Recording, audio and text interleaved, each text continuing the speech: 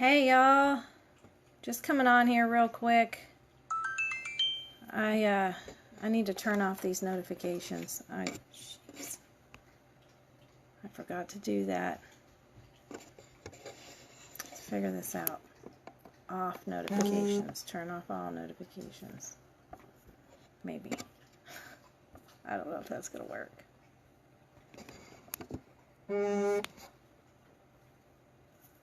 Okay.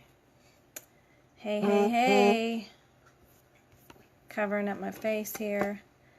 Let me know if it's gonna, because I keep getting notifications and I want to see if it did like last time when I came on and it kept freezing my face. So, well, I'm not going to stay on here too long tonight, y'all, but I did want to come on and give an update as I have been feeling like I'm being pulled six ways from Sunday this past week, and I'm having a hard time catching up with everybody to let you guys know what's been going on, give you updates and such. So I'm just gonna make it quick. Hey, baby girl, mwah, I love you, sissy. I want to come on and talk about Mom a little bit tonight, and I also want to talk about some of the other things that are happening. So, anyways, I'll make it fast. So last week on Tuesday, I went and met my friend at the park, and we were talking, and she's a young lady that I've come really good friends with over the past 6 years. She lives here in my town, and friends with my husband from high school, and she's young, and she just had a long list of health issues that were happening with her, and she went in just as an emergency room visit, and they told her that she has cancer and gave her a long list of other things to go home with, and they gave her a prescription. The first thing on the prescription, if you Google it, it says it causes cancer. So that kind of blew my mind. I left there with a lot of confusion and anger as to, why this keeps happening to those that are close by. And no lie, when I hung up the phone, I called my mom because I hadn't spoken with her yet that Tuesday, and she had just left. Hey, Mama, I'm talking about you. She had just left getting her bone marrow biopsy and CAT scan results back as what was going on with her cancer, because they had just told her that she had cancer, but they weren't sure where and what. So she got her results, and they told her that she has cancer in her neck, her chest, her liver, and her kidneys, lymphoma. Hey, Kristen. Love you, girl. I'm glad you got to get on. So excited to have all of you that I love so much here with me right now. I really need the support. That's why I came on to talk with you guys. So just, message me, talk to me, comfort me, whatever you can do for me, I'm open for it. Right back at you guys. I stay busy in my messenger all day, every day, texting and talking with as many people as I can, just trying to help them find better solutions on, how to impact their health and their job and their home life, whatever that they're juggling. So back to my mom getting her results.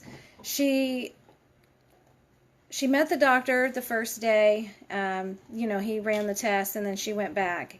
He told her that it is stage 4, and gave her two things he told her to do. He told her that she needs to get on an antidepressant and quit smoking. And that was it. He didn't give her the antidepressant. He told her to follow up with her primary care doctor to do that. But as a cancer doctor, she said she really liked him, that he was good, gave her a good bedside manner. And I told her, Mom, I hope so. He's a cancer doctor. I hope that he does, Bella, you were making so much noise with that bone. But guys, he didn't tell her anything else. Nothing else. He didn't tell her anything about her diet or about any exercise or any nutrition or a video to watch or a book to read. Like, nothing. Hi, Joanne. Hi, honey. So good to see you. I got to make sure I look at these messages. I forget. But, you know, I mean, with the business that I'm in, and I'm in this business simply because I've been through it over and over and over with the doctors, and what you go in there expecting them to have your best interest at heart, and they don't. You know, they give you a 15-minute window. Half the time they don't even make a note. You know, I did have a doctor one time that brought somebody in with her, so she was scribing for her. But it didn't change our interaction at all. It didn't change the amount of information that she was, you know, hearing about my situation. And with Mom, I just don't understand how you tell somebody you have cancer, with my girlfriend as well, and then not give them any kind of direction as a medical professional. Why not? You know, they give you a prescription, and it just bothers me. You know, I struggled all week about it, and my mom went and saw her primary care doctor, and the first thing she did was say, we'll give you Wellbutrin, and it'll help you quit smoking. And I'm sorry, guys, I don't know if you've all seen my story in the past, but just in the past 18 months, I was on and off 19 pharmaceuticals. I'm completely off pharmaceuticals since September the 26th, and I don't plan on ever going back on them. I have found ways with nature, with my products, with activating my NRF2 pathway, which, you know, I could go on for a long time about that, but that's not what this is about. It just makes me want to try harder. It makes me want to help more people. It makes me want to give, you know, better direction on why we keep leaving ourselves to the doctors to guide us, and that's not what they're there for. Half the time they don't know your name. They don't know if they sent you for a test before. They don't have any idea your family history, nor do they care. It took them 2.5 months to call my mom and tell her that they needed to do further investigating on her blood work. And come to find out, her blood work and her white blood cell count has been the same for the past 16 months. And nobody ever said anything about it. It's just now, let's make a situation out of it. It's just now, oh, we'll send you on your way with no direction and come back in a few months. That's what he told her, y'all. Come back in a few months. Like, what's going to happen in a few months? You didn't tell me how to make my cancer stop growing. You didn't tell me that I should try this or maybe this, or just, you know, no, nothing. I was on the phone with her first visit. I didn't know that her visit last Tuesday she was going to be getting results. It wasn't part of the plan of the appointment. So, you know, I had said something to him before about being NRF2 activated, so he's familiar with that, and I don't know if that kind of made him think, well, you've got it all taken care of on your own, or I don't believe that's why he didn't say anything. But so let's fast forward a little bit. I'm struggling with that. I'm struggling to try to help, you know, so many people figure out the ways to get better from whatever the situation is. And then I've got these close folks in my family. And then I wake up on Monday morning and I'm going to put it behind me and I'm just going to keep pushing and pushing and pushing. And I wake up to a text message that one of my dear friends here in town passed away.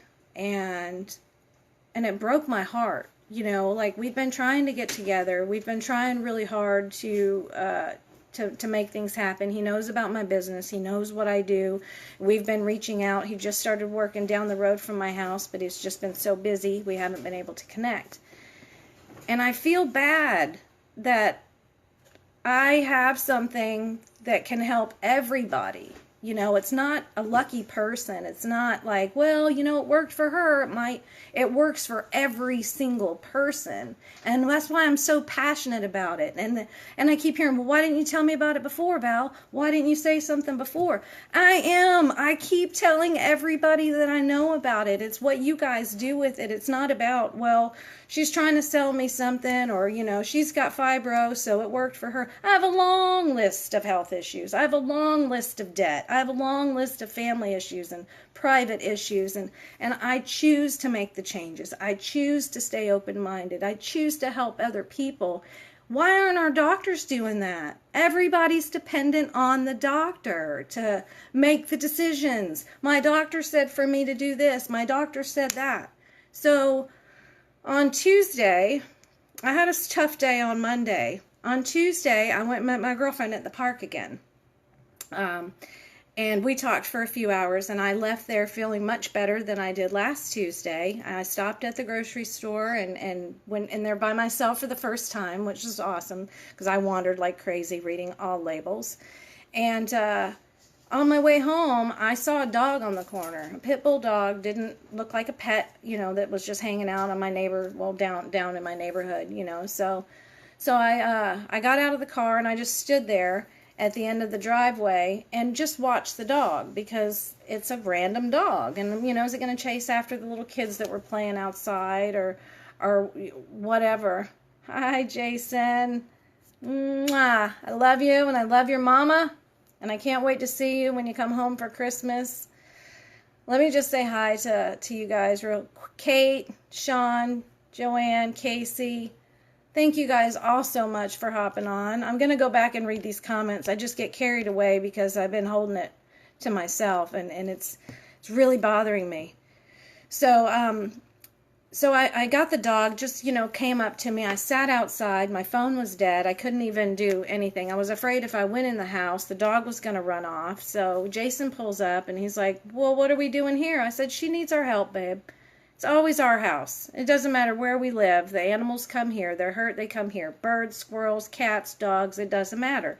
But our goal and what we're working for, our ambition of everything that we're doing is to have an animal rescue. We don't have a big enough property. I haven't had the best health. So, when things start coming, they come because it's the way that it's supposed to be. I know that. So I sat outside with the dog for over 3 hours. I got eaten alive by mosquitoes. It didn't matter. I didn't care. I was feeding her. She was giving me kisses. She was in rough shape. But I could tell that she was somebody's dog. So as I sat, I went and knocked on some neighbors' doors, and everybody's looking outside like, oh gosh, who's this lady out here with this pit bull? And she let me put a leash on her, and we just wandered the neighborhood, and nobody could recognize her. So I ended up finding her owner. She's been gone since the end of September. She's been missing since the end of September. So for the past 5 weeks, this pit bull, how she hasn't been picked up by Orange County Animal Services is beside me. But I was able to find her owner. He came and picked her up. Y'all, that was the best thing ever. Mm-hmm. I wanted to video it, but my phone was dead and I didn't have enough juice because I was plugged in. Jason brought me the extension cord, but I couldn't get enough juice to turn it on. So oh, Joanne, I'm so sorry. Oh, I'm praying for your mama. Let's all pray for Joanne's mama. Read their comment there. So I was able to connect with the guy and let him know that I had something for his dog. In her situation, she's dragging her back legs a bit. She's 13 years old. He's had her for over 11 years. And just the way the connection came, that I have something that can help his dog better her life. They age faster than we do. And I want to give it to every animal that I can because I want more life, more nature, more love on earth. Like, I don't like to see anything pass. So I felt really good about everything. I'm just trying to keep myself on a boost, trying to keep myself boosted up there. And then I wake up yesterday and I talked to Jason, and we were still going on about how awesome it was. Her name was Prada. I called her Prada. She licked my face. I did a FaceTime with his sister and her niece, and they lit up knowing right away that it was her. And then he says, Dad called, and they moved Uncle Damon over to hospice a little while ago. He's got cancer. He had a tumor under his tongue, same as me. I have a tumor under my tongue as well. But his turned to cancer earlier this year. So they moved him over yesterday. He's in Florida, but he's not in my town. So my father-in-law and his mom, they were there doing the hospice transfer and such. And Dad went down to have a smoke and call the boys and let the boys know, what's going on. And as I was talking to Jason, he's like, I'm going to call Dad back after lunch. Well, He called me right back. He said he's already gone. They moved him to hospice. Dad went down to call and let the boys know what was going on, and his brother died while he was gone. So, heartbreaking. Like, it just keeps happening, like it just keeps happening. And I keep having another person in my messenger, another person on a post, another person on Instagram, another person. I got something in the mail the other day from one of my husband's customers. He sent me texts today of customers that are, 91-year-old Miss Michelizio. I've helped her out. I've given her creams and liniments and stuff, and she's 91, so she wants some help.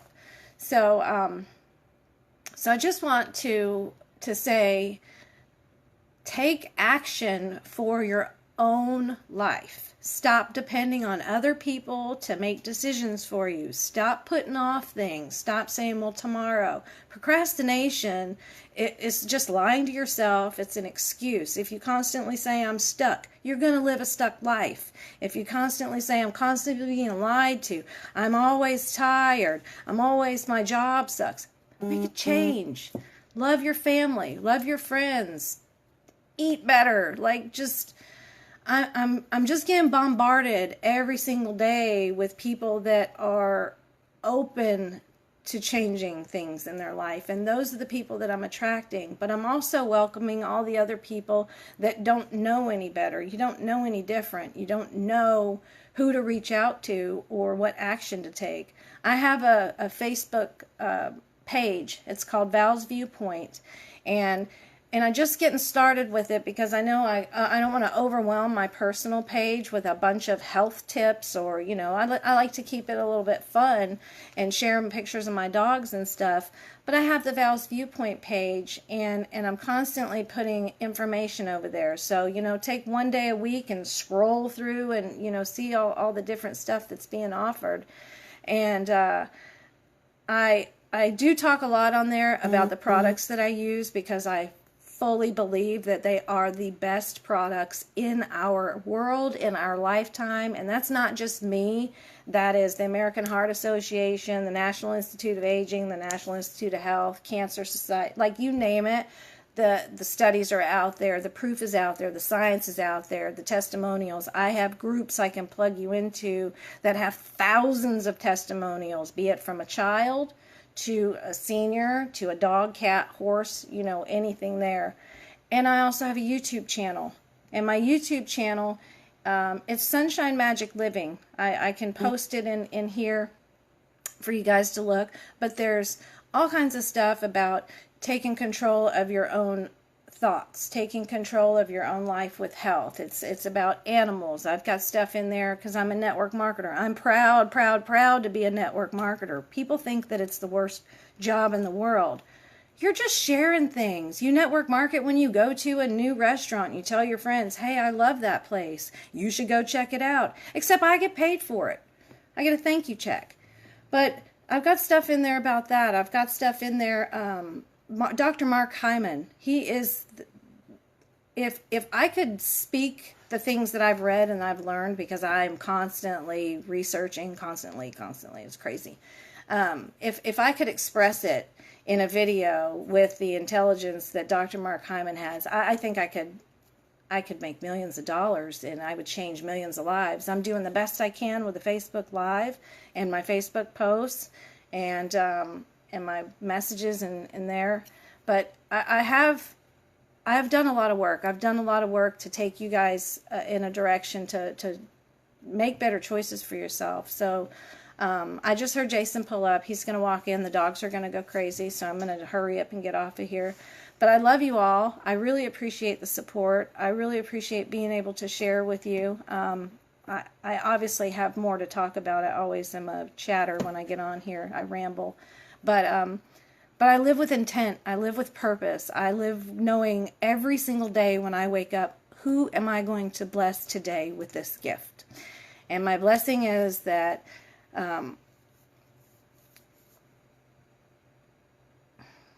I care so much about people. I care so much about the things that I know will make a difference in your life. And that's why I love the support that you guys give me. I love the openness and the genuineness and all of the messages that are coming back my way, and the reminders that I need to keep sharing, that I need to keep doing what I'm doing. So thank you guys all for the time.